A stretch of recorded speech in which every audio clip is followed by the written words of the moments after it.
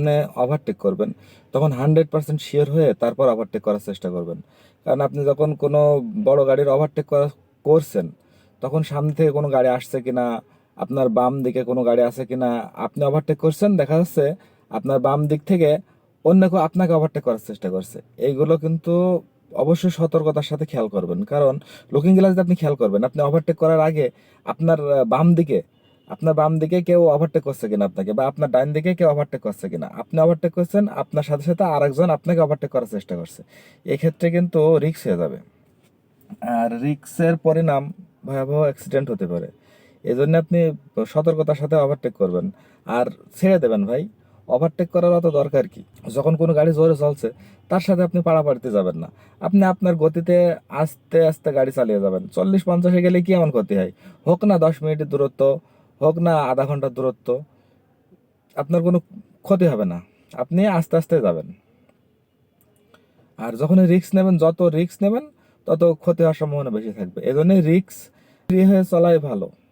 আপনি যখন স্টারিং কাটাকাটি করছেন, আপনার, হ্যাঁ, স্টারিং কাটাকাটির প্রয়োজন আছে। আপনার বাম দিকে যেতে হবে একটু, ডাইন দিকে যেতে হবে, রাস্তা তার সোজা না, তাই না? রাস্তা সোজা না, সে তো আপনার স্টারিং কাটতেই হবে। হ্যাঁ, যখন আপনি স্টারিং কাটবেন, তখন কি সতর্কতা অবলম্বন করবেন?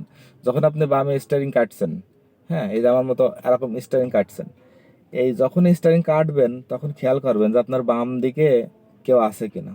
বাম দিকে আপনার ছোট গাড়ি থাকতে পারে, ছোটোখাটো গাড়ি থাকতে পারে, যেমন মোটরসাইকেল থাকতে পারে, আপনার মতো সেম গাড়ি থাকতে পারে, পাশাপাশি দেখা যাচ্ছে বের হওয়ার চেষ্টা করছে, তখন কিন্তু একটা গাড়ি আরেকটা গাড়ির সাথে লেগে যাবে।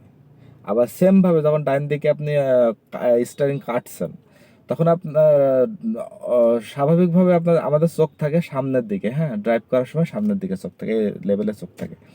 এখন সবসময় তো সামনের দিকে চোখ রাখা যাবে না। যখন আপনি কাটাকাটি করছেন, স্টারিং ডাইনে কাটছেন একবার, বামে কাটছেন একবার, হ্যাঁ, আপনার প্রয়োজন আছে বিধায় আপনি কাটাকাটি করছেন। আপনি যখন ডাইনে স্টারিং কাটবেন, ডাইনের লুকিং গ্লাসটা ভালোভাবে দেখে নেবেন। কেন দেখবেন, তাই না? এখানে প্রশ্ন থাকতে পারে। হ্যাঁ, এই কারণে দেখবেন যে যখন আপনি ডাইনে কাটছেন, তখন কিন্তু আপনার ডাইন দিকে কোনো গাড়ি ওভারটেক করতে পারে আপনাকে। সেক্ষেত্রে দেখে নেবেন।